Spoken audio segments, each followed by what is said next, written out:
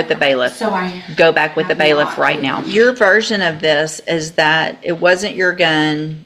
It was in your girlfriend's purse, and you didn't even know her purse was in the car, much less the gun was in the purse in the car. What has been going on in our jail is the furthest thing from respectful that I've seen. Sir, we're really going to do that?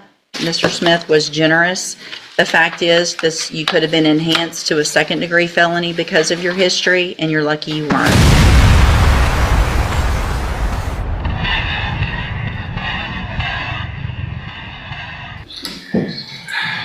Good morning. Are you Melissa Taylor? Yes, ma'am. What do you have on your... Oh, this is my son, Brandon Taylor. Uh-huh. Why'd you wear that this morning? Because he's my entire world and he's messing me there. Okay. Ms. Taylor, this is your initial... No, you were here before. Did you get someone hired? Right from the start, you can feel the tension. A mother standing in court with her child on her shirt. That's not just clothing. That's a message. But in court, emotions don't replace evidence. And today, that reality is... Did you get someone hired? No, I have contacted 4 different attorneys. I have the printout paperwork. I've got all the information. They're extremely expensive. I've not been able to get the funds gathered for that. Who'd you talk to? I spoke to, I have it down Where? a month ago. Where'd you? Write it in my phone. Okay. Did you talk to some more since that last court date? The last hearings. Uh-huh. You asked, you instructed me to get 3 quotes. Mm-hmm. That was what I did. I can get that turned into you after, Okay. If I test you this morning, you can have anything in your system? Have a seat in the jury box. We're going to text.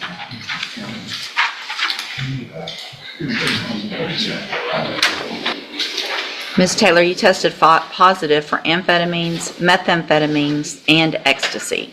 And so at this time, I'm going to find that that is a violation, obviously, of your bond conditions. And I'm going to raise your bond in your case to $100,000. Well, let me look at it real quick. I'm going to, let's see. In one of your cases, you're charged with assault on a peace officer. The other, credit or debit card abuse. In each of those cases, I'm raising your bond to $100,000 in each case. Okay. If you make the bonds in those cases, you are ordered to wear a drug patch at all times, get it tested at the appropriate times, and then we will move forward with your case. Can I ask a question, please? Mm-hmm. Am I about to be arrested? Yes, you're going into custody right now. Okay. I have a child. You shouldn't be using ecstasy and methamphetamine. If you have a child, you can go back with the bailiff right now. Go back with the bailiff. Go with the bailiff. My child is missing, and he's with a terrible person. Good morning, sir. Are you Christopher Paul Davis? And Mr. Davis, this is your initial. Good morning, sir. You're Denzel Lewis. And Mr. Lewis, you were previously in court, entered a plea of guilty to the third-degree felony offense of unlawful possession of a firearm by a felon. The agreement was for a cap of 6 years in prison. I've received the pre-sentence report. Has everyone had an opportunity to review that report? Yes, Your Honor. Yes, Judge. Are there any additions or corrections? Just argument from the defendant. In addition, I have received the jail incident report. Now, the courtroom shifts gears from bond violations to sentencing. This is where a pre-sentence the investigation report becomes the judge's roadmap, revealing the defendant's past, behavior, and chances at rehabilitation. Which have been turned over to counsel. Have you both had an opportunity to review those? I have. Also, I have received this morning and now reviewed, it looks like 4 letters of support that Ms. Holmes brought today. Mr. Smith, have you had an opportunity to review those as well? All right, then Ms. Holmes, you may proceed. Thank you, Your Honor. In looking at the PSI report, Mr. Lewis does have obviously previous criminal history spanning from juvenile and to adulthood. The priors that he has, it appears, with burglary of a habitation. It looks like 3 cases, but they ran concurrently, in which he was placed on probation and had a revocation in which he was sentenced to 8 years in TDC. He has since been discharged from that, Your Honor, and after being released, there was this traffic stop which resulted in a firearm being found in the vehicle in which Mr. Lewis was driving.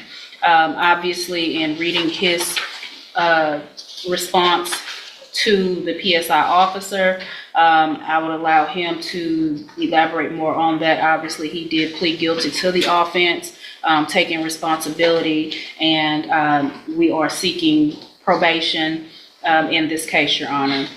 We believe that at this point in Mr. Lewis's life, he understands, obviously, being incarcerated before, that it's not somewhere that he wants to go back and spend potentially 6 additional years of his life. He would like this opportunity on probation to have that opportunity to spend and get back on track with employment, to take care of his family and provide for his family. And reading those support letters, Your Honor, he does have support here from family and friends in the community that are willing to step up and help him to make sure that he is a productive citizen and he gets back on track and understands that there's just certain things with being a convicted felon that he cannot do. And I think at this point he understands that, Your Honor, and we are asking that the court give him the opportunity to be placed on probation and to finish his term while on probation. Well, I guess before we go any further, I want to make sure I understand, because Mr. Lewis, your version of this is that it wasn't your gun, it was in your girlfriend's purse, and you didn't even know her purse was in the car, much less the gun was in the purse in the car. So either you are guilty or you're not guilty of the offense. And so if you knew about it, then you're guilty. If you didn't, then a jury needs to decide. I'm pleading guilty because I was driving the car, and by me driving and then finding the gun, But the law, that's not what the law is. Okay? So you don't get to just take a deal or plead guilty because that's what you want to do. When you were here before, you stood in front of that clerk, you put your hand up, swore that you were going to tell the truth, and I said, are you pleading guilty freely and voluntarily, or are you pleading guilty because you did what they charged you with? And I was, and I still am. Okay. All right, Mr. Smith? Judge, I think he's been given probation before. It was not successful. He's been revoked. The actions in the jail clearly show he doesn't have any respect for authority or rules. I don't feel like he's a proper candidate for probation, so we're asking for a 6-year sentence in TDC. So, Mr. Lewis, one thing I noticed in several of these letters that friends and family members said, I think 3 of them actually used the word respectful, that you're a respectful young man. What has been going on in our jail is the furthest thing from respectful that I've seen.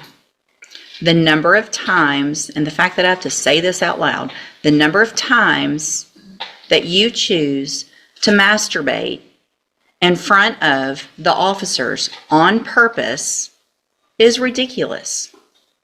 Can I speak on it, Your Honor? Sure. That case wasn't on me. Somebody else had a case, and the woman even talked to the lieutenant to get it removed up off of my file, but it still shows up. That was not on me. It's somebody. It's more than one time.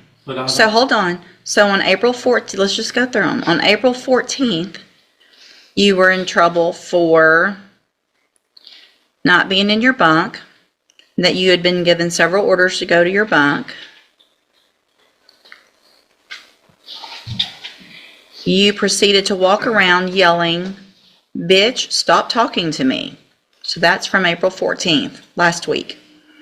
Then on April 7th, it alleges that you had your hands in your pants, moving in and back and forth, that you were told to take your hands out of your pants, and that you had been told before, or this officer had been briefed on the fact that you were known for doing this.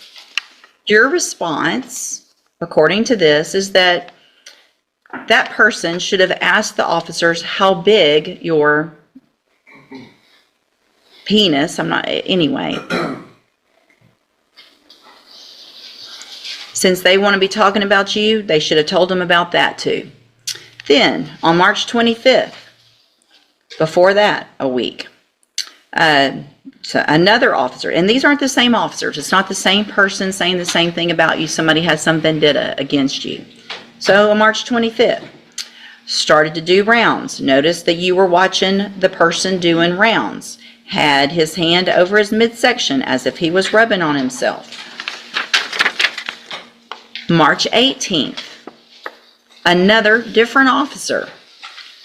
Notice monitoring the bunk. There you are, laying on your back, stroking your penis in a back and forth motion, told not to do so.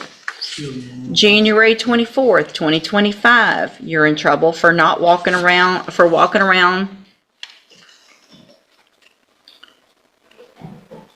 This one, notice the way you're laying on your bunk in a way, making motions under the blanket, walked past, turned around to see if you were still doing it. Then you supposedly look at this officer and say, I'm not doing anything, while you lifted the blanket up for that officer to see it.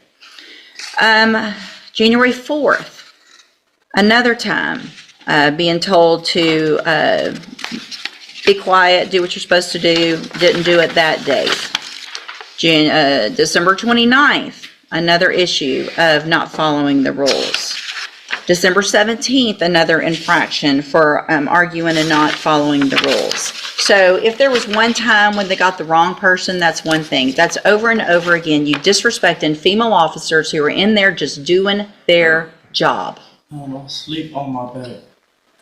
Sir, we're really going to do that? You ask me and I'm telling you, John, I sleep on my back.